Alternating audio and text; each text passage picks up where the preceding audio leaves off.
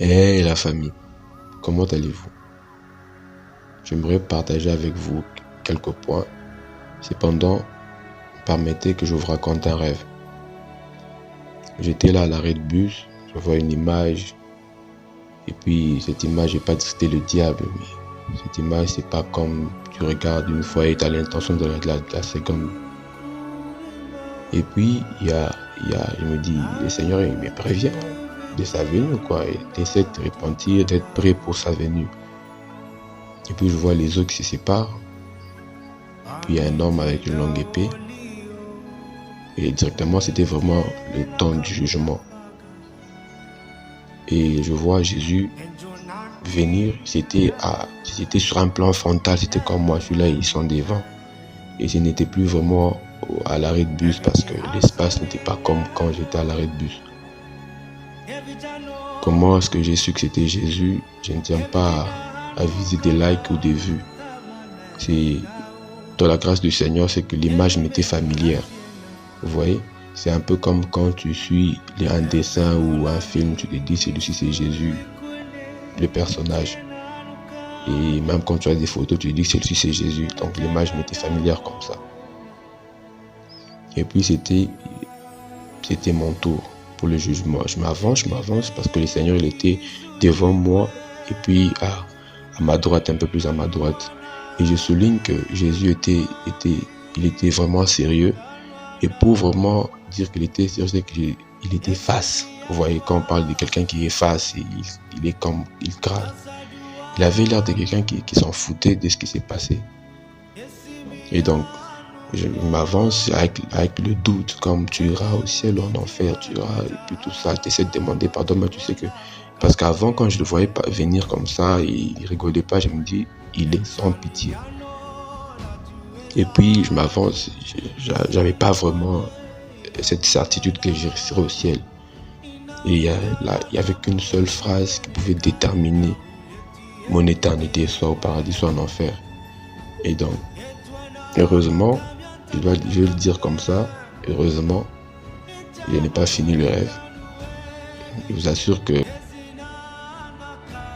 quand je me suis levé, je me disais, Seigneur, pourquoi t'as permis? Il fallait que tu me donnes la sentence de ma vie. Alors, les deux choses que j'aimerais partager avec vous, c'est un, j'étais à l'arrêt de bus et puis du coup c'était vraiment l'heure du jugement, donc la venue de Christ quoi.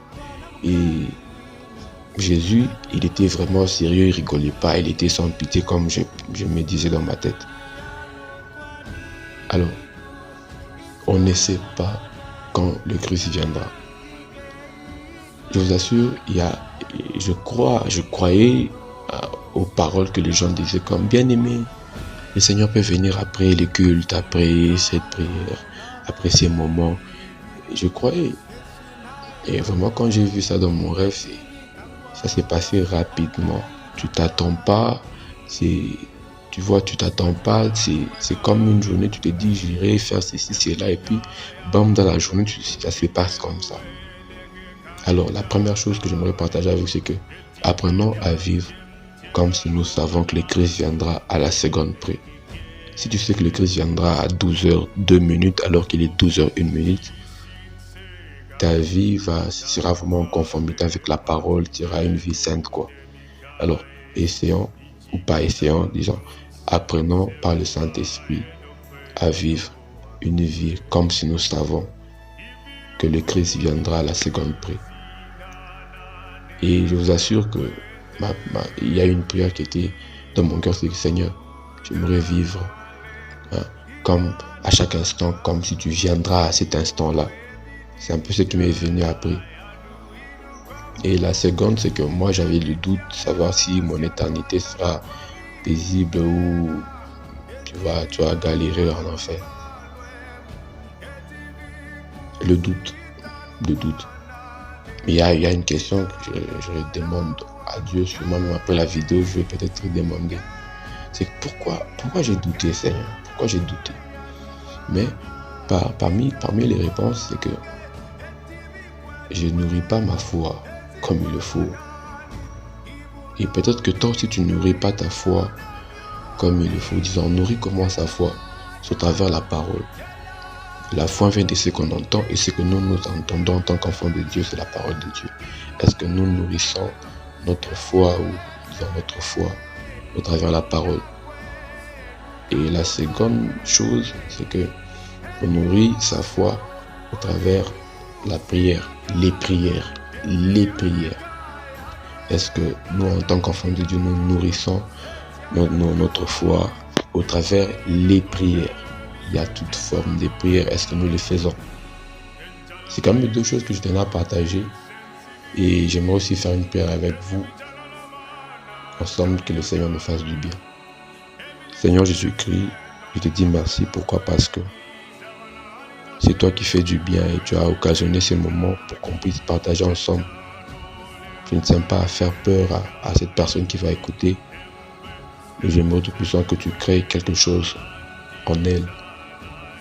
Aide-nous, Jésus-Christ, à marcher et à vraiment se conformer à ta parole, à la vie de la sainteté, de la sanctification, comme si nous savons que tu reviendras dans quelques secondes, juste la seconde après.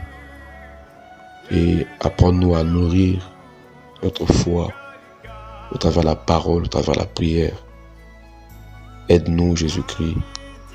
Aide-nous à marcher, à te suivre et à vivre la sanctification.